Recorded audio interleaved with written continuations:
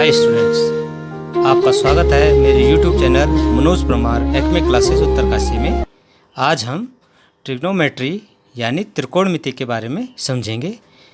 तो सबसे पहले मैं इसका परिचय आपको करा दूं। त्रिकोणमिति होती क्या है? जो त्रिकोणमिति है इसका शाब्दिक अर्थ होता है त्रिभुज की भुजाओं और कोणों का मापन, अर्थात गणित की वह शाखा जिसमें हम त्रिभुज की भुजाओं और कोणों के परस्पर संबंधों का अध्ययन करते हैं, उसे हम त्रिकोणमिति कहेंगे। मतलब कोई भी त्रिभुज है जो आपके पास समकोण त्रिभुज है उसकी बात कर रहे हैं हम। तो समकोण त्रिभुज में हम जो है उनकी भुजाओं और कोणों के बीच में जो संबंध स्थापित करते हैं तो उनको जो है हम त्रिकोणमिति में ही अध्ययन करते हैं। अब त्रिकोणमिति अनुपात होता है क्या है? यदि किसी समकोण त्रिभुज को हम ले लें और उसकी किन्हीं दो भुजाओं की लंबाइयों का अनुपात और उसके कोण के बीच में जो संबंध होता है उसे त्रिकोणमितीय अनुपात कहते हैं। अगर हम दो भुजाएं ले लें और उनका अनुपात लें तो वो त्रिकोणमितीय अनुपात होगा। ठीक है। अब इसमें जो ये त्रिकोणमितीय अनुपात होते हैं ये जो है आपके पास 6 होते हैं। अब क्या क्या होते हैं वो मैं यहाँ पे लिख दे रहा हूँ। सबसे पहले होता है साइन, SIN साइन। दूसरा होता है कॉस, कॉस। तीसरा होता है टेन, टेन। चौथा होता है कॉट। पांचवा होता है सेक और छठा होता है कॉसेक। तो इन अनुपातों को हम लेकर चलेंगे, ये त्रिकोणमितीय अनुपात होते हैं। ध्यान रखेंगे कि हमेशा इसको स्मॉल लेटर में ही लिखेंगे, हमेशा स्मॉल लेटर में ही लिखेंगे। अगर हम यहाँ पे कोण सी की बात करें, एक समकोण त्रिभुज ले लें ABC और कोण सी की बात करें तो सी के सामने की जो भुजा है इसको हम लंब बोलेंगे, नीचे जो है आधार होगा और समकोण के सामने की जो भुजा होगी ये क्या हो जाएगी? कर्ण हो जाएगी। अब देखिए हम कैसे इसको निकालेंगे। जैसे हम इस कोण की माप ले रहे हैं तो साइन C, साइन C। और इसके लिए हम हमेशा एक चीज़ का ध्यान रखेंगे, जब भी हम कोण लेंगे तो उसी के अकॉर्डिंगली हम भुजाएं लिखेंगे। ठीक है।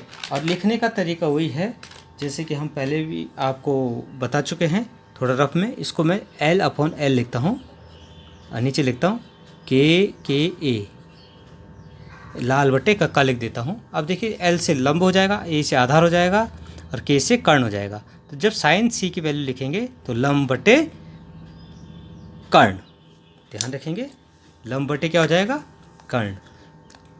तो ये लिख देंगे हम लंब बटे कर्ण।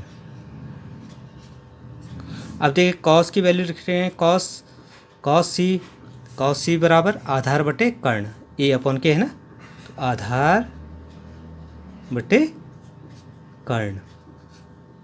अब टेन की वैल्यू लिखेंगे लंब बटे आधार, लंब बटे आधार। कॉट जो है टेन का उल्टा हो जाएगा तो ये हो जाएगा आधार बटे लंब। ये C की वैल्यू निकाल रहे हैं आधार बटे लंब।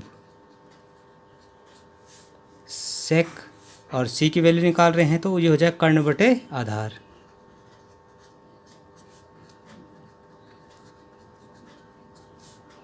और कॉसेक C की वैल्यू निकाल रहे हैं तो ये हो जाएगा कर्ण बटे लंब। ये देखिए साइन का उल्टा होगा, देखो लंब बटे कर्ण है, क्या हो जाएगा? कर्ण बटे लंब हो जाएगा। ठीक है। ये एक दूसरे के रेसिप्रोकल भी होते हैं या ये कहें एक दूसरे के प्रतिलोम होते हैं। जैसे साइन कॉसेक का प्रतिलोम होगा, ये आपका सेक का प्रतिलोम होगा, ये कॉट का प्रतिलोम होगा, ये आपका टेन का प्रतिलोम होगा,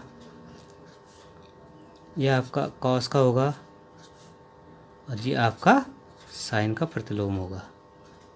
ये चीज़ें आप ध्यान रखेंगे। हाँ, अगर हम कहेंगे साइन ए की वैल्यू क्या है, तो इसके लिए इधर से देखेंगे, इस वाले एंगल को देखेंगे, इसके लिए लंब ये हो जाएगा और आधार ये हो जाएगा। इस चीज़ का आप ध्यान रखेंगे कि जिस कोण के बारे में पूछा जाए उसी के सापेक्ष आप लंब और आधार लिखेंगे। ठीक है। अब इसमें हम कुछ नई चीज़ें जानेंगे कि क्या क्या इसमें होता है। उसके लिए मैं आपको थोड़ा सा बताना चाहूँगा। इसमें पाइथागोरस का जो है बहुत बड़ा रोल है। तो पाइथागोरस प्रमेय अगर समकोण त्रिभुज मिले तो पाइथागोरस प्रमेय क्या होती है सभी को पता है। अगर नहीं पता है तो इसको हम थोड़ा सा रिपीट करना चाहेंगे। यहाँ पर जो पाइथागोरस प्रमेय होती है समकोण त्रिभुज में क्या होती है, तो पाइथागोरस प्रमेय की यहाँ पे बहुत आवश्यकता होगी भुजाओं को निकालने के लिए। इसलिए मैं पाइथागोरस प्रमेय को यहाँ पे लिख दे रहा हूँ। तो पाइथागोरस प्रमेय होते हैं कर्ण का वर्ग बराबर लंब का वर्ग धन आधार का वर्ग। इसकी ज़रूरत हमें बहुत पड़ेगी यहाँ पर। अब और कैसे इन अनुपातों को निकालते हैं नेक्स्ट वीडियो में आपको मैं बताऊँगा। Thank you.